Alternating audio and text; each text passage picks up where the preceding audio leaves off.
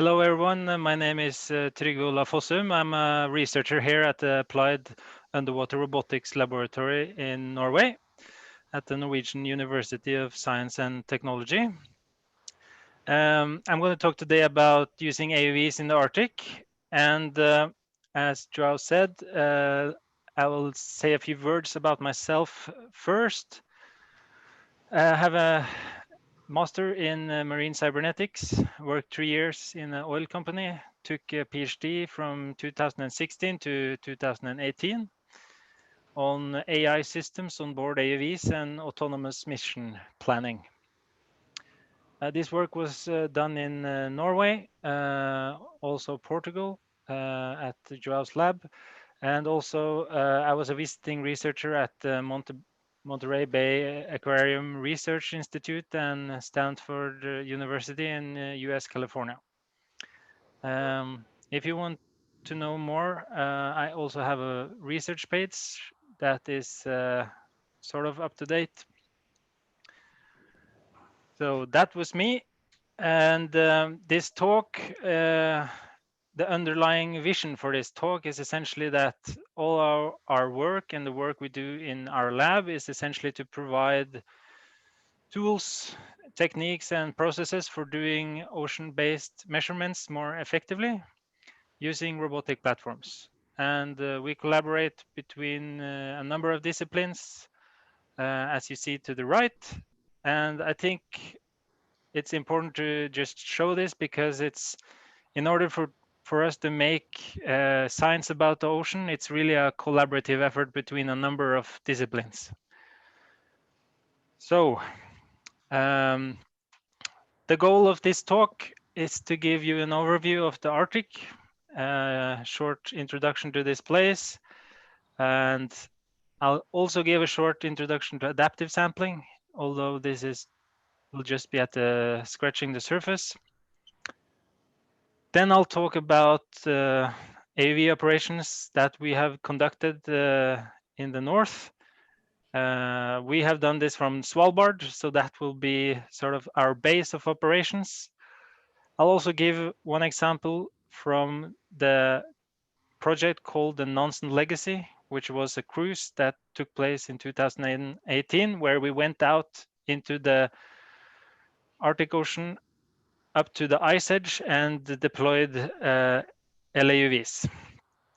I'll also finally discuss some future work, and I also want to say to those who are listening to this talk and to the students in the room, you can participate and go to this place yourself. We have a course that is annual, which is open for international students. So each year we take around 30 students and we go out into the Arctic and use AUVs to explore the local ocean, both the coasts of Svalbard and the glacier fjords. So this is open for all international students. So in this picture, there are Chinese, Korean, Russian, people from France, Germany, but there are too few people from Porto. So we hope some of you will consider coming as well. And I've given you the link in the left corner. Okay. Some of the background material for this talk is shown here. A really good book to understand the Arctic is the Ecosystem Barents book. I've given you the link to this book in this slide as well. Also, my thesis is available. That is also nice to see. I've also added our Instagram account. So please follow us because we regularly put out posts about what we're doing. So it's a nice way to keep in touch. Okay. I'll start talking, give you a sort of a backdrop to this area or this region and some of its history. So the Arctic is a place which one can define as the region which is within the Arctic Circle. I show this to the right here. The Arctic Circle is this gray circle. And to the left, you can see this in a map projection. And what I want you to notice is that it's a really big basin under the ice, because this image is ice-free. So if we add the ice, it looks completely different. So it's a huge ice piece of ice that floats and contracts and expands according to the seasons. And when we are doing operation, we usually do this from this island called Svalbard, which is shown here in black, which is an archipelago where you are essentially right on the edge of the ice. And sometimes the ice even comes down into the island area. This is a region where some scientists dedicate their whole career to study this, the ecosystem here, because it's so dynamic and so complex. So when I'm going to talk about the oceanography, that is just at the very, very high level. But a few things to note is this important interaction with the currents. So to the right, there is a image of the currents that are acting in this area. And you see the red arrows is Atlantic water coming in, being pushed down and essentially cooled as it comes into the Arctic Ocean. And as this happens, there is an advection and essentially flow of nutrients into this water, which is then taken up and transported on each side of Greenland. And these nutrients essentially provide energy input into the ecosystems outside Canada and Greenland, of course. So it's an extremely important area. And another thing to note is, since it's covered with ice, which is contracting and expanding according to the season, it's also an ecosystem which is in relation to this. And the Nansen campaign that I'm going to talk about later in this talk discusses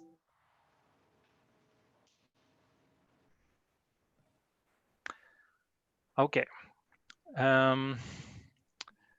If you have any questions, I'm not sure if you can shout out, but feel free to ask any questions if you have them.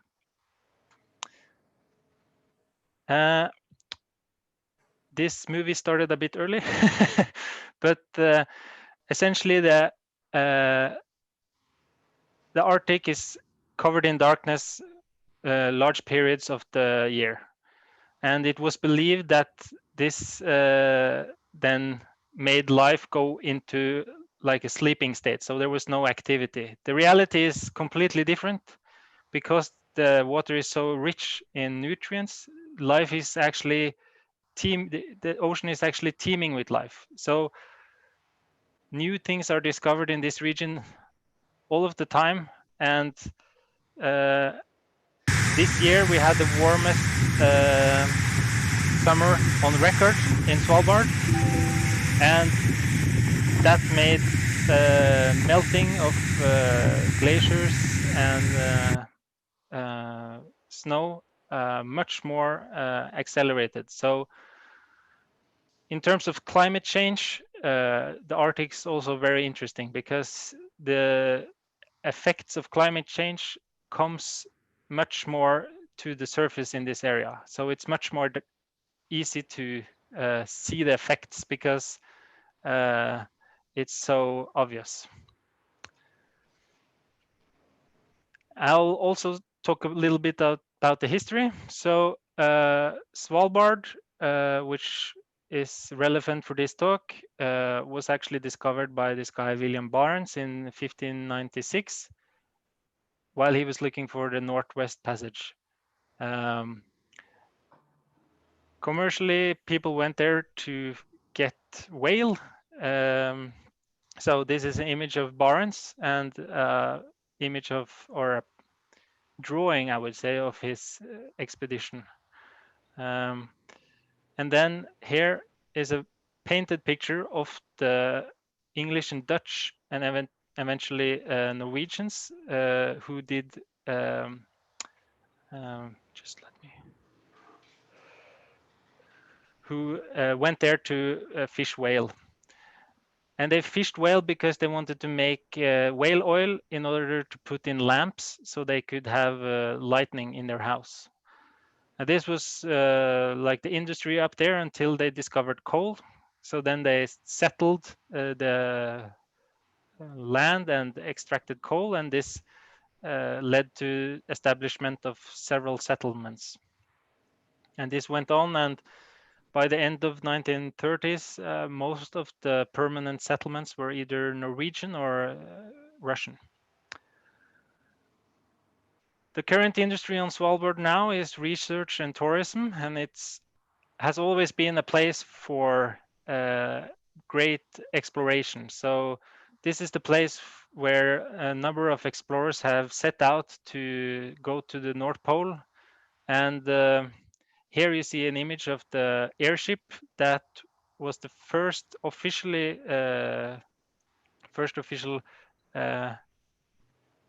expedition that actually reached the North Pole.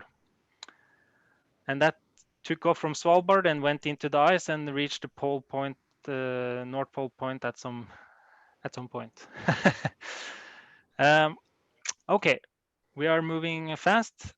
So now that was a bit of introduction. Now I'll give a short introduction to adaptive sampling. And in this image, you can see one of our assets, which is a floating kayak that is autonomous, that is making measurements close to an iceberg.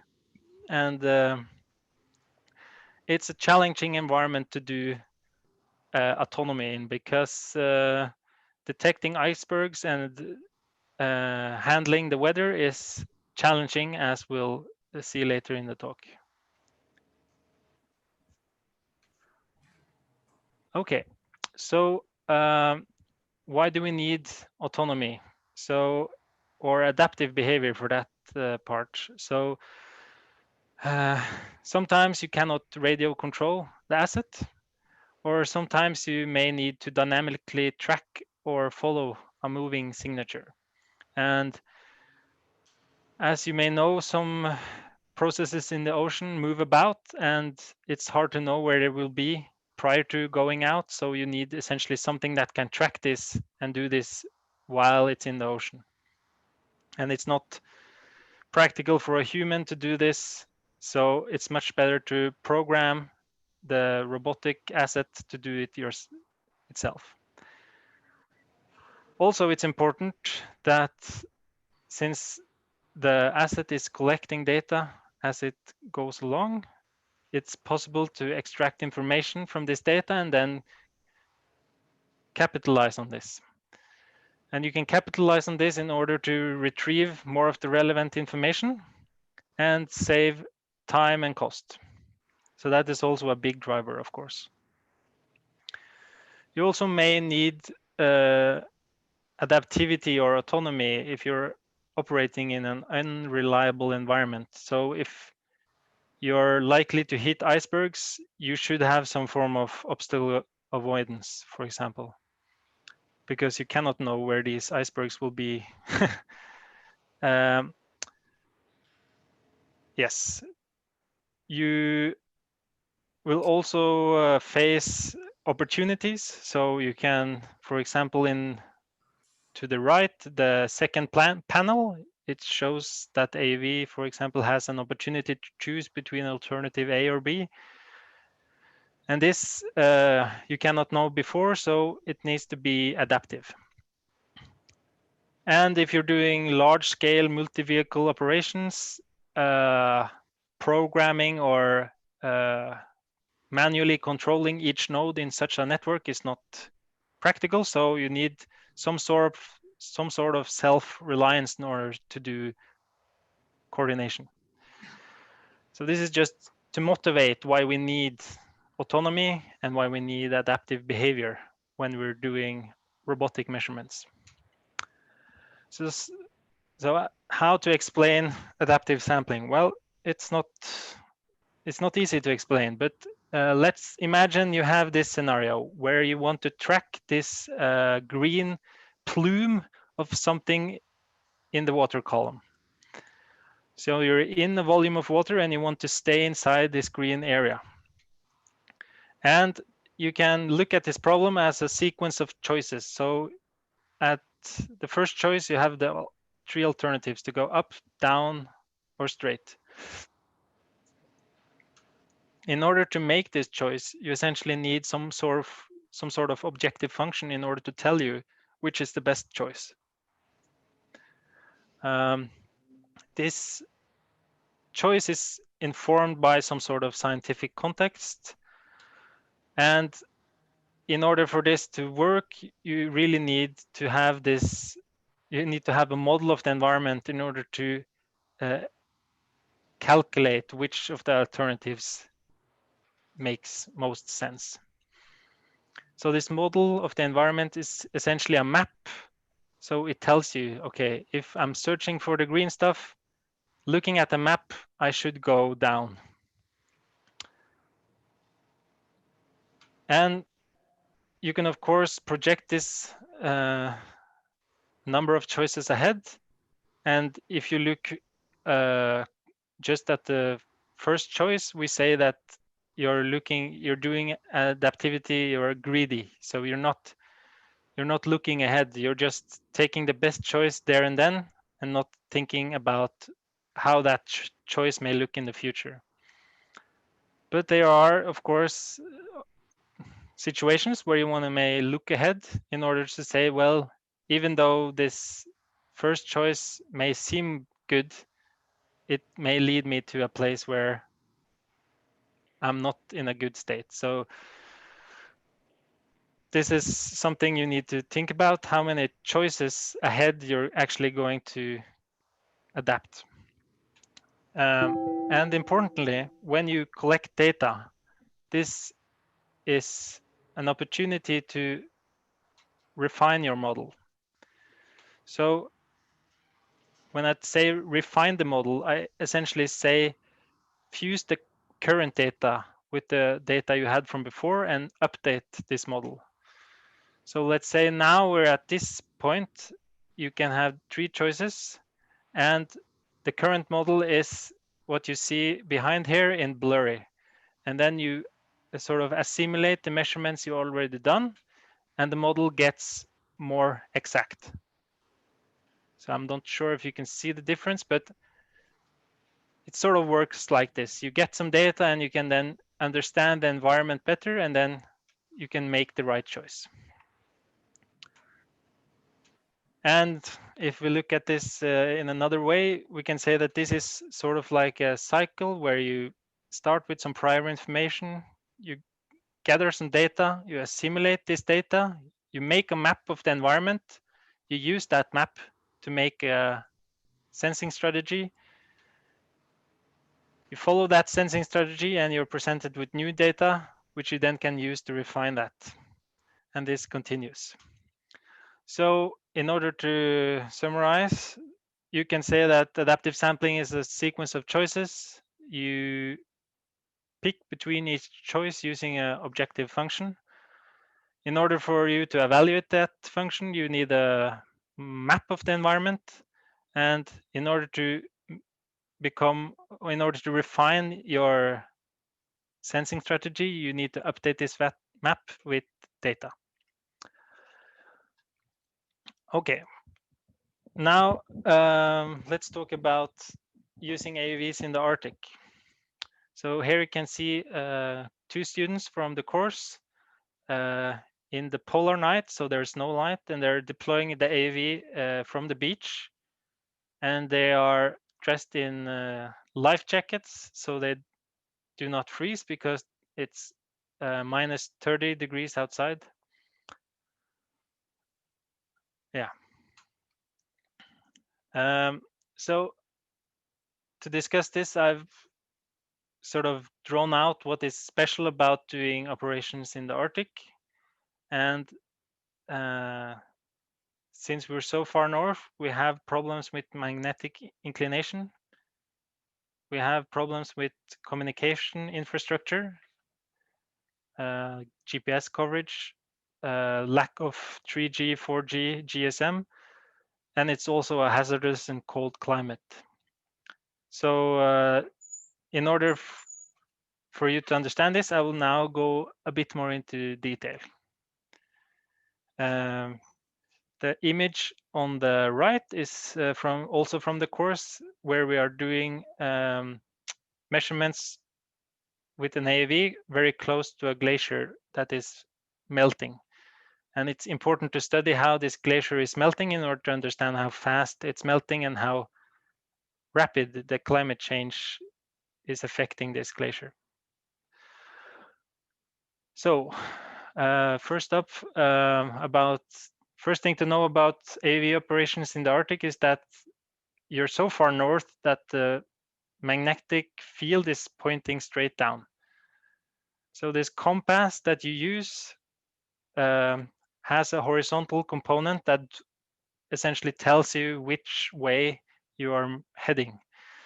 But when you come north, this horizontal component of the magnetic field is very low.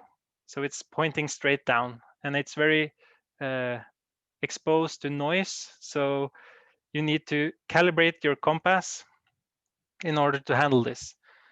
And you also need to do this not only horizontally, but also in pitch and roll. Because just when the AUV dives, the magnetic field is shifting even further.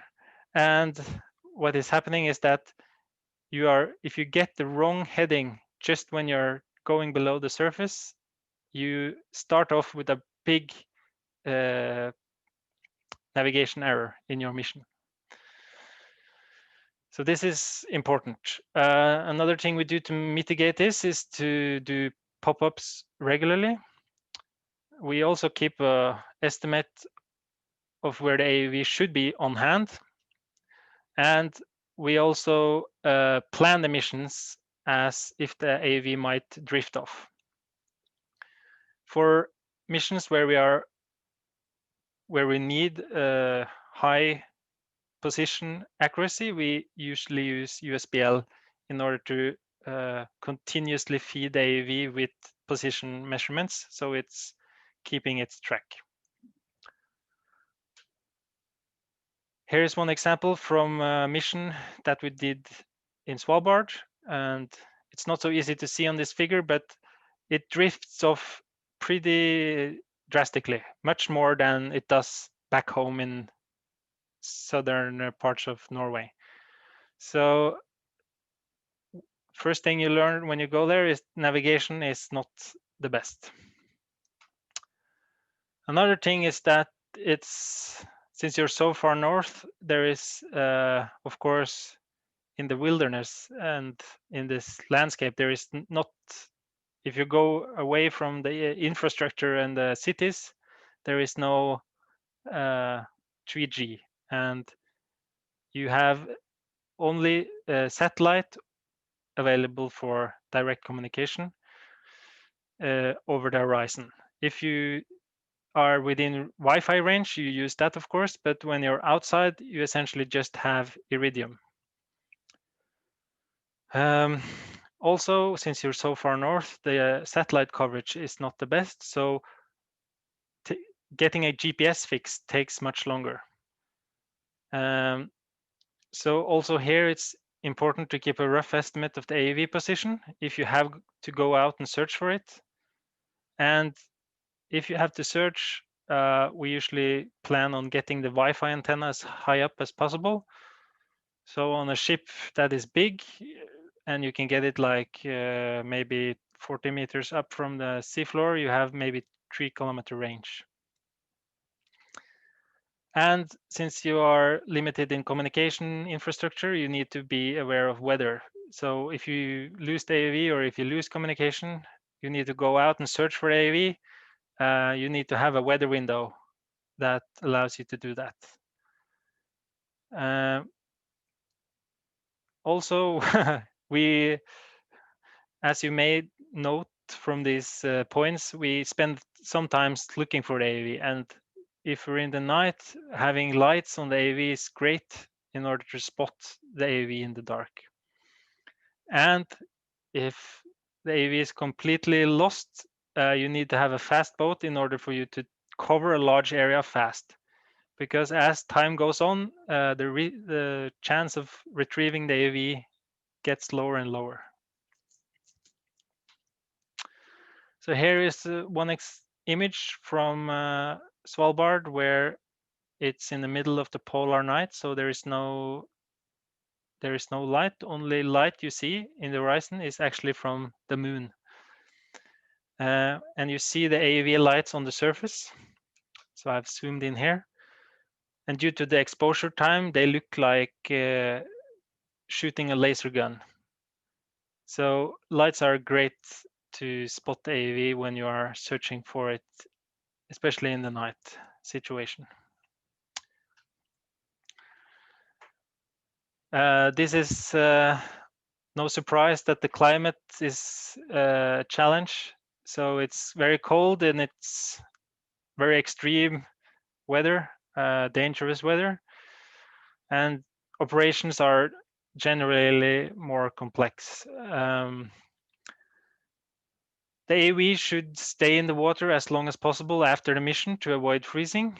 So when you take it up, you need to be prepared for handling the AUV because it freezes instantly. And the plastic, if you leave the AUV outside in temperatures below 30 degrees Celsius, the plastic can become very brittle. This includes also the LAUV antenna. So it gets very stiff, and if you're not careful, it actually might break. So we always keep a sleeping bag for the AUV to transport it in order for it both before and after the mission. Another thing due to the cold weather is that battery capacity is not the same, especially on the laptops. They are drained very fast. So this is something to think about when you're doing missions. And there's a lot of icebergs.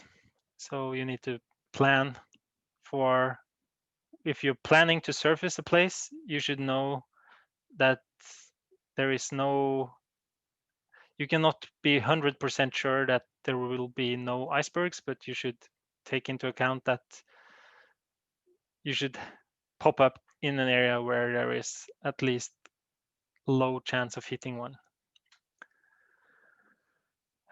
For the operators, we need to have finger gloves, using survival suits, and we also need to carry weapons if polar bears come.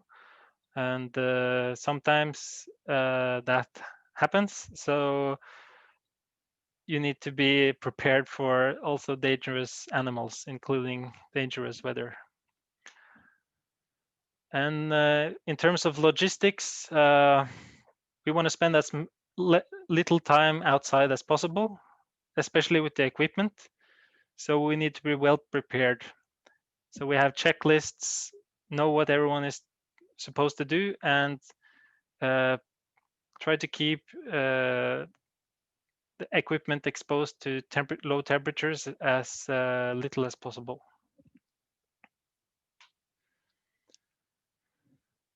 Now I'll discuss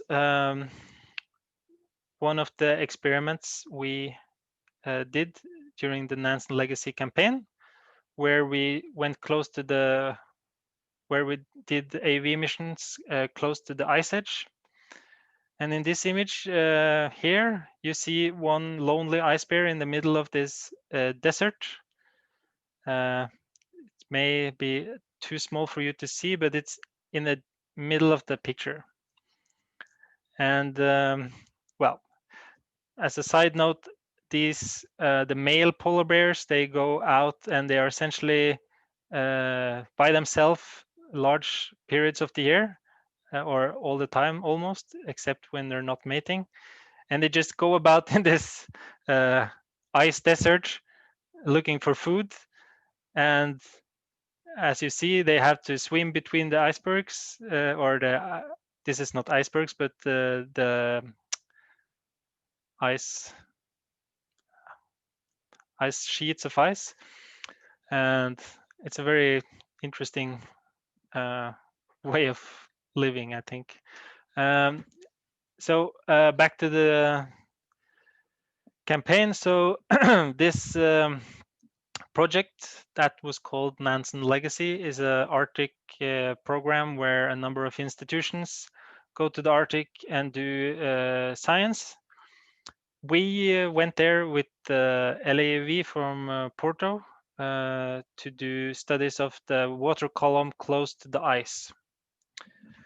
And this, here you can see, so after the mission, we went into the ice and made measurements there. And then you see the boat icebreaker going in this soup of icebergs.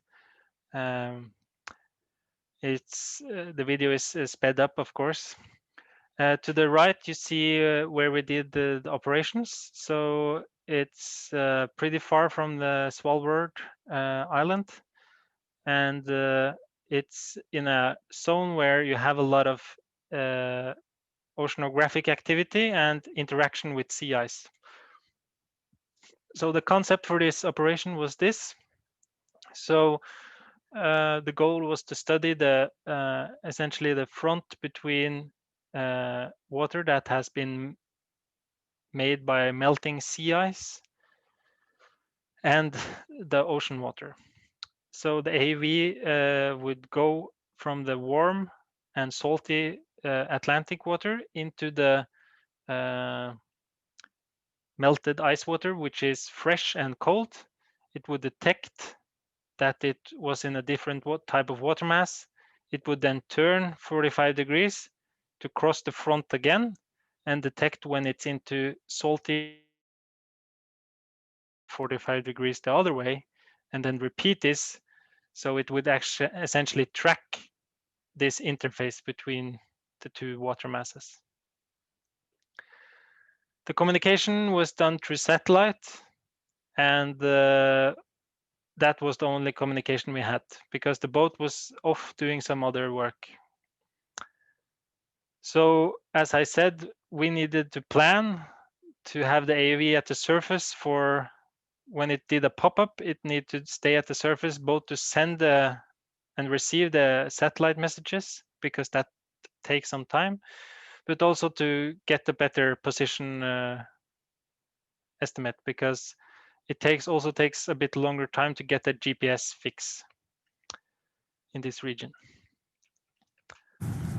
Here I'm showing a video of the operations. So from the large boat, we essentially we hoisted down the smaller boat with it just hooks off with a hook in the middle of the boat, and then we go out to the place where we are deploying the AUV.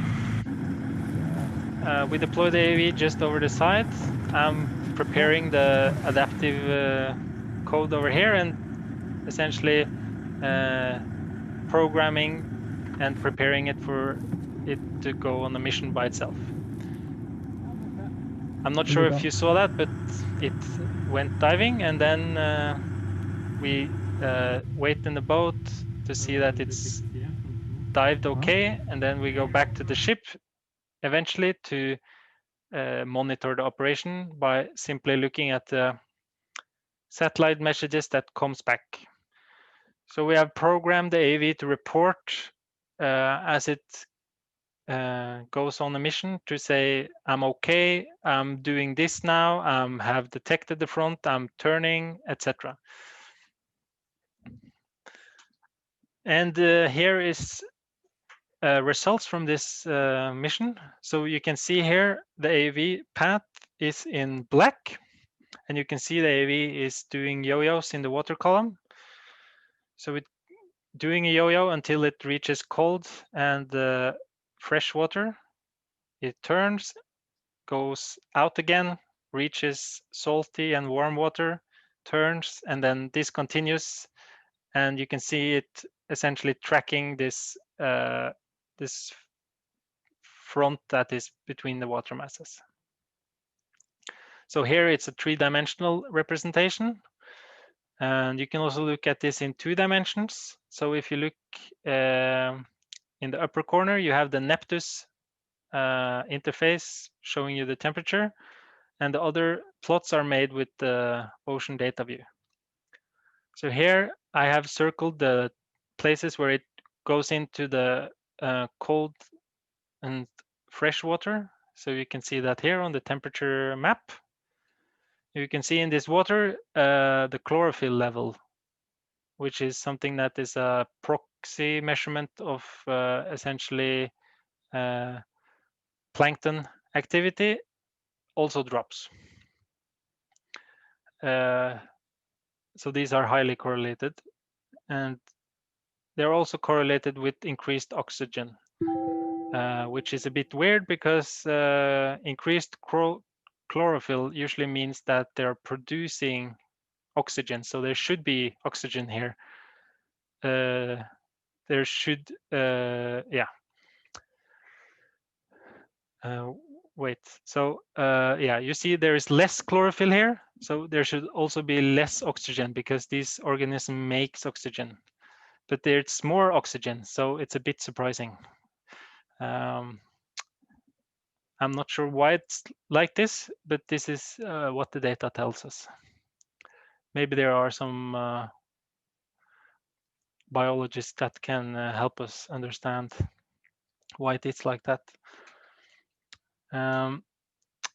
So here is an image from that operation where we are going to retrieve the AUV. So the AUV was finished and we're essentially stopped right before the ice. So I'm not sure if you can see it here, but the ice is in this blue region here. And if it hadn't stopped, or if we hadn't stopped it before, it would have gone below the ice, which would be a major problem. So it was a bit risky in that regard because we wanted to go as close to the ice as possible, but not below it. And we actually saw on the ship has actually a radar on the screen showing you where the ice is.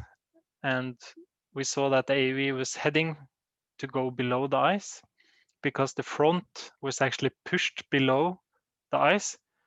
So if you see this yellow dashed line, which was the front, at some places, this front which was actually below the ice. So what the AUV was waiting for it to cross the front, but the front was below the ice. So in order to cross the front, it would have to go below the ice, which we didn't want. So we had to abort the mission using a satellite message.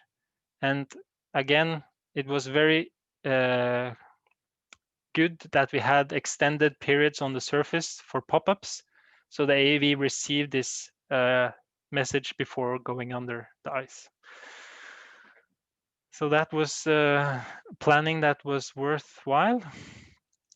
Some future work. So we were very afraid to go below the ice, but in the next iteration of this project, we are actually planning to go below the ice. So in that case, we cannot surface, and some new technology have to be developed in order to achieve this. So this is work done by Tore Mo Bjørklund and Andreas Våge. So they are essentially doing the same thing as we did, but they are also getting measurements below the ice. And to do that, they have to essentially have some smart autonomy to handle navigation uncertainty below the ice, and of course handle the surfacing limitations.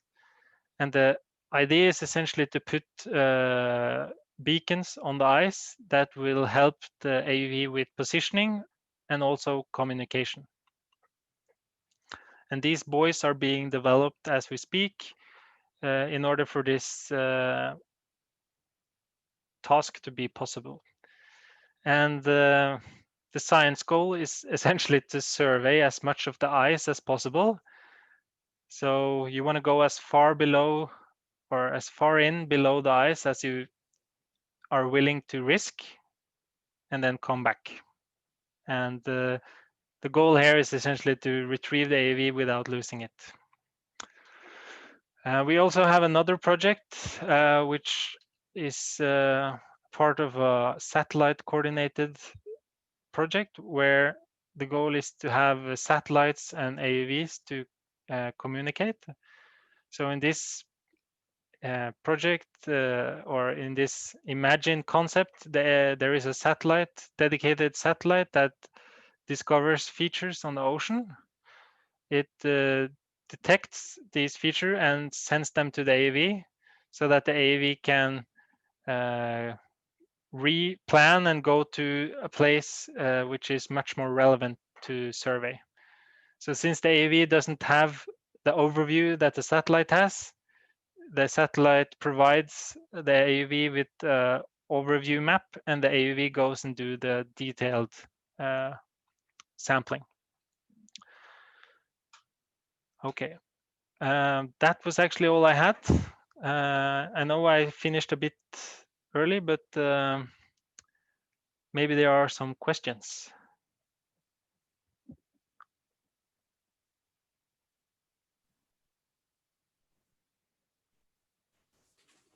Hello, thank you so much, Trygve. I mean, I'm sure there will be some questions from the audience. I mean, yes. You're remote, yeah.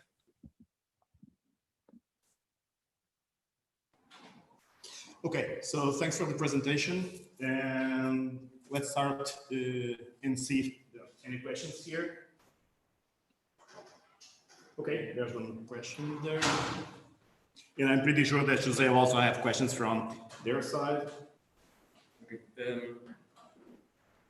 Regarding the problem with the ice, wouldn't it be possible, as there already exists some technology like sonar to detect the bottom of the ocean, will it be possible to adapt it in order to, when the AUV is underwater, if it detects ice on top when it's trying to reach the surface, if it detects it, it goes back to the previous waypoint where it's last communicated and last went to the surface. Would it be possible? Very good question. Yes, we have that is possible, and we have thought about this. And what you need is an upward-facing acoustic device that can detect that essentially the speed in water changes when it hits the ice, which it will do. So this is definitely possible, and we have even thought about having the AUV to do a roll. So usually the acoustic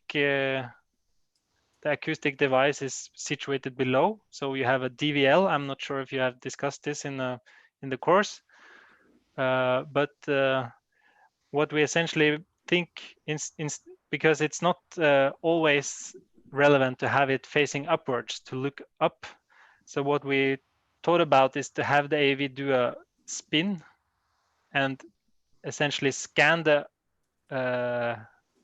top and then come back around and then check if the coast is clear to do to surface as you think about. So this is definitely something that we plan on doing, which will be looked into, I think. Okay, more questions?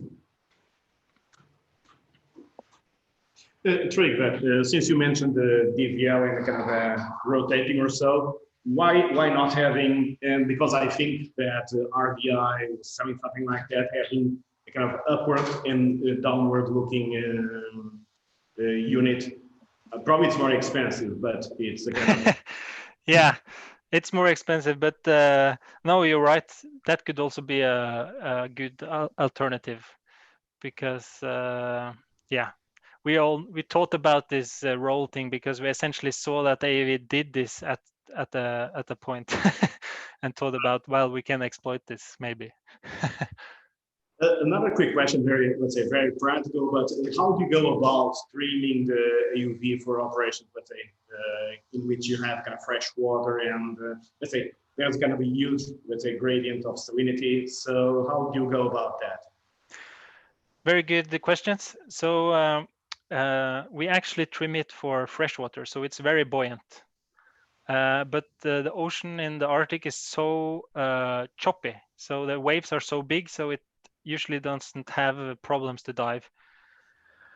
So we trim it very buoyant, and we stay actually we stay behind to see that it's actually managing to do the dives because it's so buoyant, and then usually that is okay.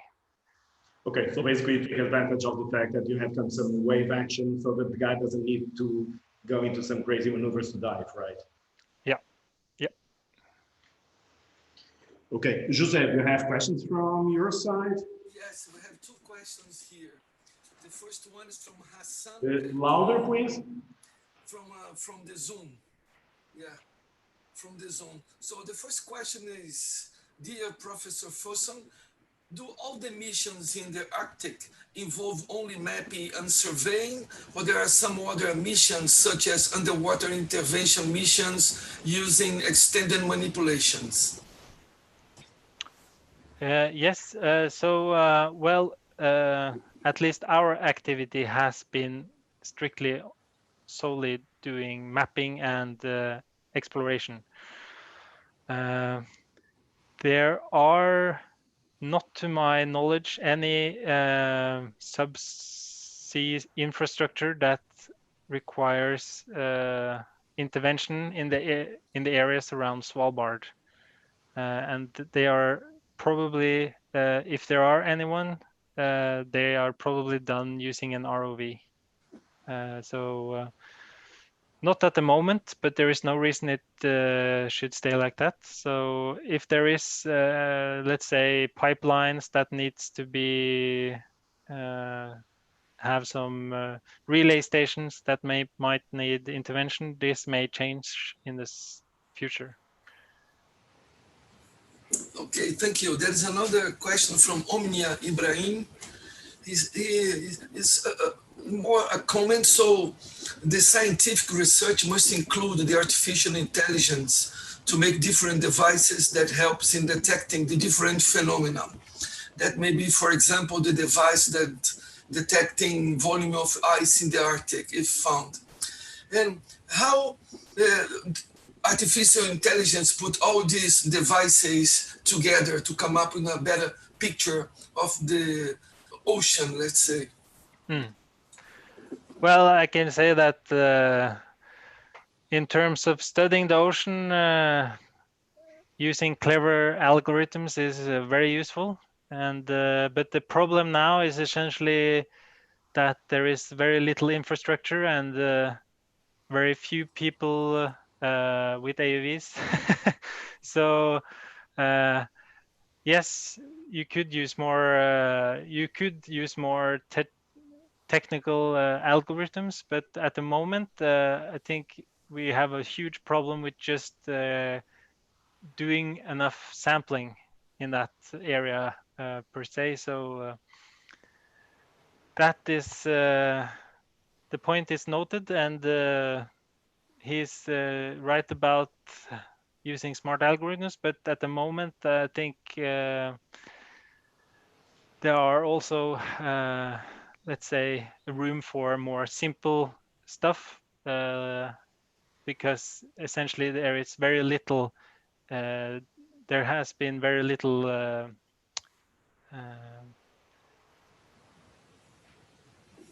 has been very little. What can I say? It's this simple stuff is also relevant here because it has this the place is so little explored, especially underwater. Yeah, thank you.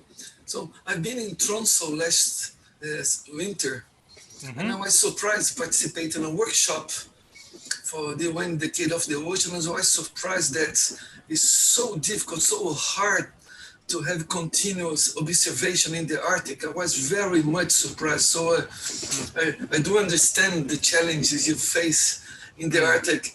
But on the other hand, we had in the Ascent a very interesting presentation last Wednesday from Krista Sunderland from Duty Austin, and she's preparing the Clipper mission to Europa. so, so basically, she was exactly discussing how to use marine robotics under maybe kilometers of ice. Yes, yes. So, I mean, taking account, I mean, that what could you, let's say, I mean, contribute for this discussion of using marine robotics and literally marine robotics that I learned is salted water, oceans in Europa. How could you think your work could contribute for space missions such as the Clipper mission from NASA? Well, I think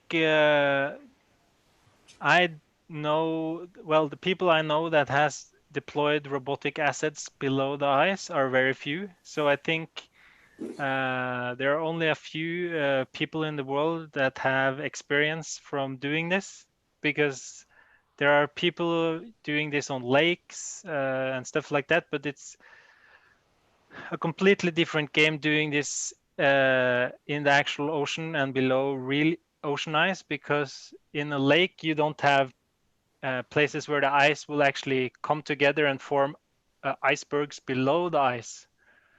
So in terms of complexity, I think there's still much to learn about doing operations below the ice in the Arctic. And I think this is it's strictly necessary to go and do more, let's say, development of robotic technology for doing that in that area before one tries to go to Europa. So I think it's a great place. I think it's a good opportunity both to study the Arctic and to have this as a sort of long-term goal to sort of achieve a type of both technological level and also technological level on the AUV platform, so they can achieve handle both the Arctic and the Europa environment. Yeah, thank you. So, João, no more question from our side here on the internet. Okay, perfect. Without here. Trygve, I just have one or two quick questions. The first one is for those missions, let's say, for example, the one for the Nansen Legacy or so. So the, let's say, nominal speed was what, 2 knots? For yes. Have you considered, let's say, switching eventually between an exploration mode and a sort of a different mode, but in an exploration mode, going faster, eventually trying to go at, I don't know, 3.5, and eventually 4 maybe too difficult? I know that you pay a price in terms of power consumption, but since these missions may not take too long, have you considered doing that? We have not discussed that, but it's a good point because essentially you want to cover as much as possible, and increasing the speed would be very useful. So that is more like a technical challenge, which I would love to see somebody handle, but currently there are no people that are exploring that, unfortunately. But have you tried? Actually, yesterday, so we had some discussions with you about this mascot project, and I mentioned that, and this may be a good thing to do. So yeah. I mean, it's good in terms of both synoptically as well, because you can then, if you can be faster, you can then get a better snapshot of what you're trying to look at in the ocean. Exactly, and then also help the, let's say, to solve the problem where's the optimal deployment place, let's say, for other vehicles or so. Yeah. So another question pretty much related to this one, and we've done that with you guys, I don't know, 4 or 5 years ago, which is, and I still think it's valid for these problems, which is, and you guys also have a kind of a, you deployed from a RIB. What about automating the RIB, so to help in what regards the kind of a launch? Recovery is a bit more difficult, but launch, it's, let's say, gravity helps for sure. So, Yes. so what about something like that, so that you, then again, you could also go about kind of a fast exploration, eventually with the ASV, take a few measurements here and there, and then deploying the AUV where it's most convenient, because the ASV also has another advantage, which is speed, right? Yes. Yes. Oh, this is a great idea, and I know we have discussed this before, and it's a great idea because you essentially increase your operational area drastically, and if you could even do recovery, I think you would lift the whole AUV operational envelope greatly. So this would be a huge step forward, I think, because then you could go to a place, check it out. If it's not interesting, recover and speed to another area. And this is a very good idea. The only thing is the recovery, which is complex. Right. So, but that is more a mechanical problem, I think. Which could give maybe for very good master thesis or so, or eventually some people would have a patent on that. That is probably yeah, right. funny, right? Yeah. No, but you're so right. That would be a huge that would be a game changer if there was somebody doing that robustly. If somebody was able to deliver something that can do that, I think they would have a great product. Okay, so questions here. Otherwise, I just have one final question. Oh, João, I just received another question from WhatsApp. Very strange ways of communicating. Somebody was watching through the YouTube live stream and sent me a WhatsApp. He's asking, he or she, I don't know, is asking if what you've been doing in terms of mapping with the ice sheet on top of the sea, can you be somehow used to map sargassum? There is a big problem in the Caribbean related to the sargassum mats. Sometimes we are talking about several kilometers of completely covered with sargassum, very thick mats of sargassum. Do you think your research could be applied on other areas such as the Caribbean to study, a little bit different, but the problem is somehow similar in terms of how to map with all these, the surface could be covered with sargassum. Yeah. No, I think being denied the ability to surface is a common factor that definitely could be useful to sort of do some experience transfer on, because you would still need some form of good navigation, good sort of autonomy in order to evaluate the risk and the navigational uncertainty to continue going under the places where you don't have the ability to surface. So I think there are definitely commonalities. I have not deployed any AUVs in the Caribbean, but it sounds great, the idea. So yeah. I will ask the contact. I will put you in contact with this person. Okay, yeah, sure. Yeah, do that.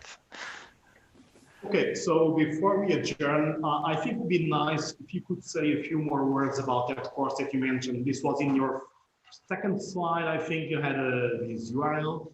And can you just say a few more words about that? Because I think that this may be of interest to most of these guys here.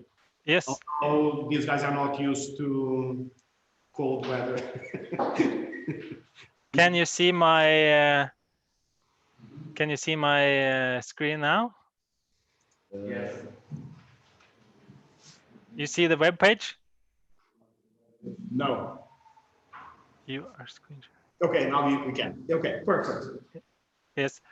Yeah. So I encourage you all to consider going here. So this is the University Center in Svalbard. It's an international course taught by Martin Ludvigsen and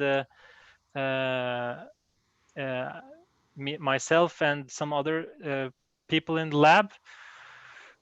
And it's open for international students. And this application deadline is for this year. So next year, it's you have the ability to apply, and you learn about technology in the Arctic. You learn about logistics. You learn about essentially doing operations, and it's actually a great course, and the Norwegian government is actually sponsoring this course. So it's actually a very expensive course to arrange. So it's the fact that it's free is great because you learn so much, and you have the opportunity to do AUV missions, all other types of operations, such as small ROVs, drones, etc. So I would encourage everyone to take a look at this, and even take a look at spending some time at the university in Svalbard. And it's also a great place to meet people from all over the world. As I said, people from all over Europe, Americas, Asia, from all over the world come to study here, and it's a really unique experience. Okay, Trygve, thanks very much. So we did quite well in what regards time. Thank you again for the excellent presentation. And you know me well enough, so it's not in my style to be flattering. So no, thank you. And so it's just the usual thing, which is thanks very much. Oh, thank you.